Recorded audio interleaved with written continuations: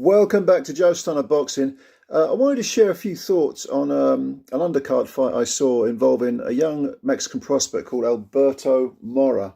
And I hadn't seen anything of this guy before. He had three defeats going into this fight. He had three wins, all by knockout, and they were all in the second round. So 3 wins, 3 knockouts, 3 second round knockouts. Now this kid, 6-time Mexican amateur champ, I think he is. Like I say, 24 years of age, orthodox fighter, and you know, when you've got one of these prospects, what do? You want to bring them on. You want to bring them on sensibly. So they stick him in with a real test early on in his career, and that test was a guy called DIEGO ANDRADE. Now Andrade, if you're a British fan, if you're a UK fan, you may know Andrade because he fought Archie Sharp back in 2021, and he lost a unanimous decision, but he did win a couple of rounds. And this Andrade fella, going in, he had 14 wins, 7 defeats. 2 of his defeats were by knockout, a couple of draws on his record as well. But of his 14 wins, he only had 1 knockout. But this is a rugged guy. He's got 2 defeats on his record that are by stoppage, but nevertheless, don't let that fool you. This guy is rugged. I mean, he's one of these leathery gatekeeper types. Not a lot of finesse at all. Walks forward, and once he gets into punching range, he's letting go with these huge hooks from both hands to the head and the body. It don't matter if he's hitting arms, he doesn't care about that. He's going to test you. And so he did. He did test this young lad, Alberto Mora. It was an 8-rounder. From the word go, Andrade's putting it on him, going forward, mugging, poking his tongue out, making faces, probably saying 1 or 2 things to him. So the test is in. The test is here for this young lad, this Mora kid. And great piece of matchmaking, this it really was, because he was forced to stay composed under fire, which he did, to use the ring sensibly. There were a couple of moments in the first and second round, I think, where he was on the ropes. He was a bit too tall. Hung on the ropes too tall and too long. Along comes Mr. Andrade, DIEGO ANDRADE, starts slinging these hooks. Over they come, and he clocked him. He clocked Mora a couple of times when he was on the ropes. He was landing the occasional punch, and thankfully for Mora, Andrade doesn't have any power, but nevertheless, this is a great learning process for him. Do not stand upright too much. Do not move back in straight lines. Keep your guard up at all time. Concentrate for every second of every round. Real good education for this kid, provided by DIEGO ANDRADE. Now, in the 3rd round, I think it was the 3rd round, Andrade's nose starts to bleed, and it's constantly bleeding, which implies it might be broken. I think it probably was broken. I'm only guessing, but, And again, Alberto Mora didn't get carried away, stuck to his job, stuck to his work. Andrade still mugging, still poking his tongue out, At the end of every round, he was, walking towards him, almost trying to put it on him between rounds. Mora stayed cool. Maybe he's seen it all in the amateurs, I don't know. But he's got about 100, I think the commentator said 115 wins in the amateurs or thereabouts. That's really very impressive.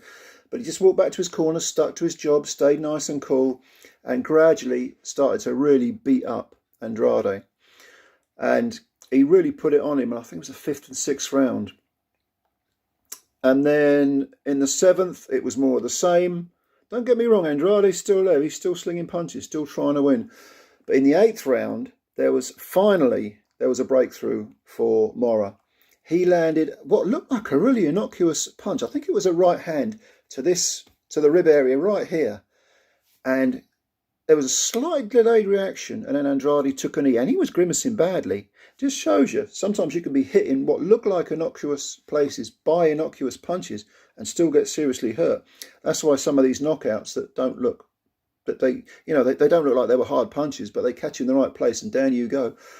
And down goes Andrade, gets up, tough as old boots. He's a right leathery old sod, this guy, and tries to come back. Mora's going for the knockout win, trying to keep his unbeaten 100% knockout record, but can't get him out of there. Andrade predictably starts slinging the leather back, soaks it all up. His face is a mask of blood, and he hears the final bell. But the reason I want, again, I'll emphasise, the reason I wanted to talk about this is because I think it's a brilliant bit of matchmaking. And I mean, we know these Mexicans are tough kids. And this is a, you know, a gilt-edged prospect, this Alberto Mora. Put him in with a gatekeeper type, stroke journeyman, whatever you want to call him. I mean, you know, Diego Andrade, you look at his record, like I say, he fought Archie Sharp, won a couple of rounds.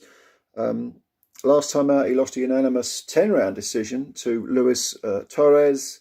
And he had a win over 29-1-2 guy by the name of Jorge Lara, who was being, I think, touted as some sort of, you know, prospect or possible title contender.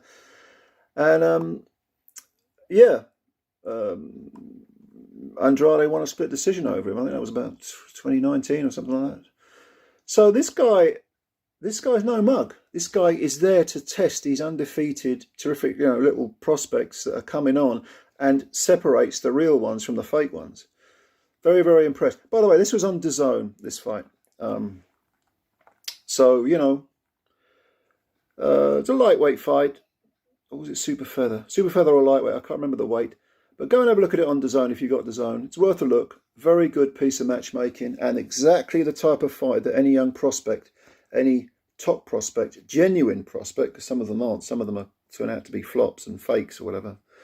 But if you're a promoter or a manager and you've got someone you really believe in, give them these little tests and you watch them grow. This kid will be a better fighter, Alberto Mora, better professional fighter, despite his amateur pedigree. The professional game is a different game. He'll be a better fighter in the pros for this type of matchup. So have a look at it. Okay, thanks for listening in. As always, subscribe if you're new, and we'll do some more videos. Yeah, why not? Why not? Thanks for your time, as always. Hit the subscribe button. Hit the like button. Go on, give it a jab. Thanks again. Much love. Take care of yourself.